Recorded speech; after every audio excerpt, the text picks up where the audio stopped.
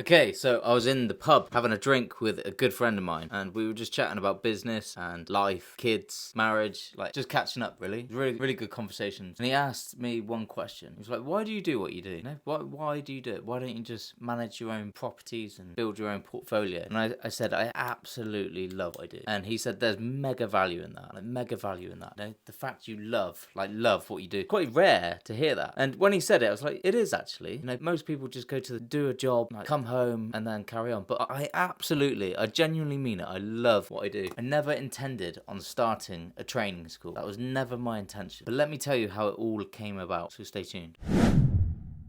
Okay, long story cut short, you'll find my story a few videos down about how I quit my job and my journey on rent to rent. Go watch that. So I'll just skip that bit. Alright, so I'm running my own property portfolio, rent to rent. All I ever done was just took the minimum out of my account, like the minimum I need to put in my personal account to carry on with my same lifestyle. I do not fund my lifestyle. I wanted to fund my self-development and my business to really make it sustainable, you know, long term, spread my eggs amongst many baskets, not rely on a single landlord for a mass amount of properties, make that business as safe as possible, longevity. So I paid myself minimum wage and took minimum dividends. I could have took a lot more, took a few bits and bobs here and there for, you know, home improvements. My wife needed a new car. She had a 2007 Vauxhall Mariva. We were having a newborn in the family, so it was like, let's get a safer car. Another purchase I made was I bought my mum a car, not brand new, second hand, mini. You know, that was £3,000, a nice gesture. I was very happy to do that. Yeah, eventually moved all my expenses to my business, such as phone, car insurance and stuff like that, as you do. And then I thought, do you know what? The business was doing really well, had a nice amount of money in there. I always said to myself, one of the best advice I ever received was have 90 days of rainy days. And what that means is if COVID Mark II hits, every tenant that I had went back home. Like they moved out of the student HMO and serviced accommodation market was dead. Like you could not get any more bookings. It's like, okay, I'd say to all the landlords, like, okay, here's your property back, you know, and if they kicked up a bit of a stink, it's like, okay, then I've got 3 months of rainy days and then my bank account runs dry. So it was like, it was the best advice I ever had, because in the back of your mind, as a new business, you're thinking, well, how much buffer do I need in case things go wrong? 90 days, and then invest and spend the rest. So that's exactly what I did. Had 90 days of rainy days for worst case scenario, and then took minimum that I needed to fund my current lifestyle, and then heavily invested the rest into bettering the business, taking on more properties, doing a better job next time, taking on larger properties. So my business was earning good money,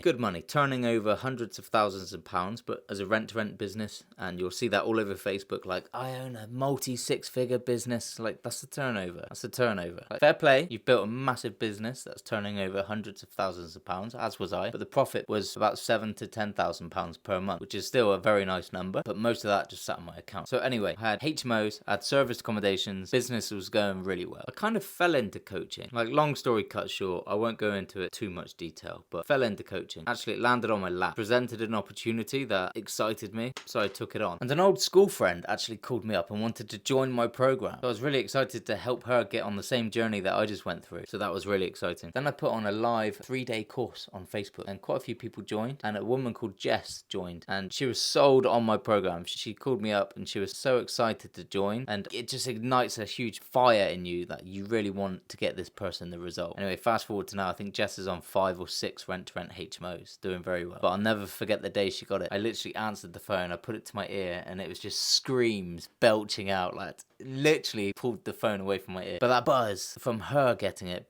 floods it back for me. Like having that email come through, sat on my kitchen dining table of like the first offer accepted is like a rush, like massive goosebumps, light at the end of the tunnel. And when a client gets a result, it brings it all back for me. So when I say I absolutely love it, I do absolutely love it. This is why I do coaching now, more so than building my own rent-to-rent properties, because I can't sustain both businesses. I was sat here all day, every day, running my coaching business, running my property portfolio, being pulled pillar to post. It just could not sustain both businesses. Few people said, well, why don't you get your properties managed? It's still headspace. I need the headspace. It's like I'd still have to manage that team managing my properties. For example, I had a full day allocated to making content and had a few Zooms lined up as well. And then then I had an issue with the serviced accommodation that I had to run off to immediately because my power team was ill. With serviced accommodation, you do have to step in every now and then. So every day, like, I had a plan of what I wanted to do, and it was always messed with. So I was feeling quite stressed. So it's like, I just have to walk the path that is being created for me. Coaching landed on my lap for a reason. My old school friend wanted to join me for a reason. My clients are getting results and they're absolutely ecstatic, and it gives me a huge rush and a feeling of fulfillment, and I very much enjoy it. So fast forward to now, right? I've got 2 coaches that work for me. They do the main talking to most of the mentees every day, answering the questions. I'm still very active in the group though, don't get me wrong. It's like we all do 1 Zoom a week. Questions are being asked back and forth. If it doesn't get answered quickly, I step in and answer questions as well. Many mentees still message me directly as well. So I'm still very active in the coaching space.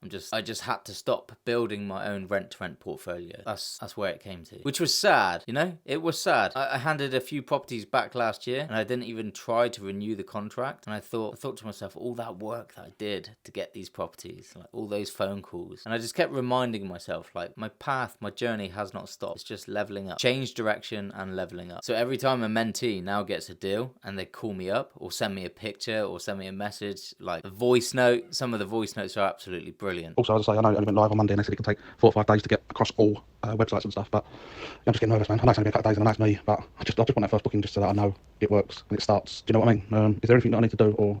Oh my God! Yes! Mate, honestly, I don't know what's just happened.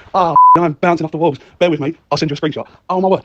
I've never been this excited in life. Oh my word. Messages like that, it gives me such a rush that you can, even without seeing them, they know there's light at the end of the tunnel. And I've been a mentee. I've been in their shoes. I know all of the fears they have. I know all of the self-doubt they have. I know all the limiting beliefs they have, and that I overcome them. I was just an electrical engineer in a factory with absolutely zero property experience prior to starting rent to rent, like none whatsoever. So in terms of being a mentor, I think I am in the best position to be a mentor. I was a coach before I was a coach. When I was a mentee, like the Zooms with the mentors weren't frequent enough, in my opinion. It worked for me, don't get me wrong, but I still needed more. I needed more accountability, and I sensed others needed the same. So I set up a weekly Zoom with the mentees, and I hosted it just to hold myself accountable and to hold them accountable. That was way before I was a coach. Never even thought about being a coach. So I was a coach before I was a coach. And when I secured my first few properties, other mentees asked me, and I got on a Zoom with them and went through their offer and restructured how they offer on properties. Like, did I need to do that? Absolutely not. I just love helping people. I grew up on a council estate. I'm not saying it was bad. You know, I had an amazing childhood. All we were doing was out and about all the time, playing football. Parents gave us everything we wanted as kids for Christmas. Like, we had amazing mountain bikes. Best childhood ever. I could not ask for a better childhood. But I'm trying to step into the life of abundance now. That's why I started helping other people, because there's more than enough landlords and properties to go around for everybody that is consistent and hungry enough for it, as opposed to being selfish and keeping all of my secrets to myself instead of sharing my tips that worked for me. So yeah, I had a few clients. I never ever thought it would get to as big as what it is now. I'm not saying it's huge. You know, the weekly calls are anywhere between 5 and 10 people, so it's still quite small. It's quite intimate. Everyone gets very much a lot of one-to-one, which is one of the most, if not the most important element of rent to rent or a mentorship. When I first started, my mentorship that I paid for was £3,000. That was the most painful £3,000 I've ever had to spend in my life. You're not buying something that's tangible, something that you can touch. Like, you bought something, it's going to hold its value. If you get bored of it, you can resell it and probably get roughly the same money back. No, this is £3,000 that you're spending to a mentor for 3 months of their knowledge, just thin air, an online training course. For me, that was extremely hard, but very exciting at the same time. To date, I have spent 104,000. Yep, 104. When I started, spent 3,000, and now today I've spent 104,000 on further mentors, self-education. You just get hooked into it, like self-development. Once you spend it once and it works for you, you do the work that you're asked to do and it works and you get the result, you understand the power of actually having a mentor or having accountability, using their knowledge and experience and the tactics and the skill set. You're just borrowing them to fast track your success. So I've just continued on that trend. I heavily invest back into the Rise Up Rent to Rent program, not only into the program, but into my knowledge as well to make the program a better program. But what does the future hold for me? I do not intend on stopping. I want Rise Up Rent to Rent to get to the top, and I will carry on investing and living my current lifestyle. Although I did treat myself to a nice new car, which is very nice. I do love it. I did have a classic Defender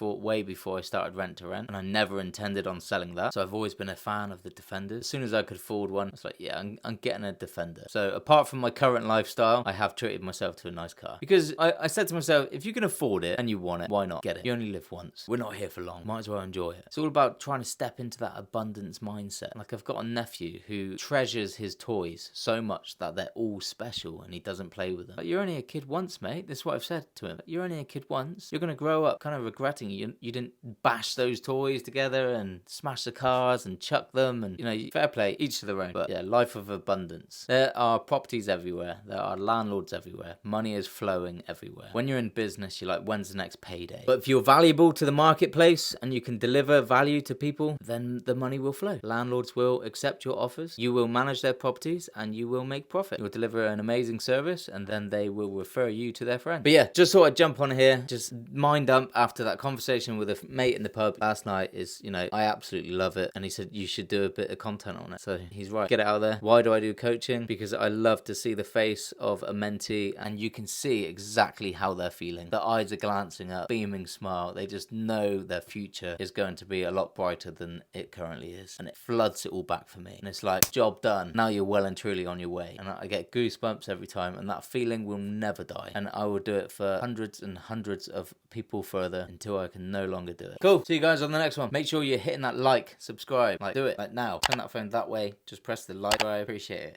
it. See ya.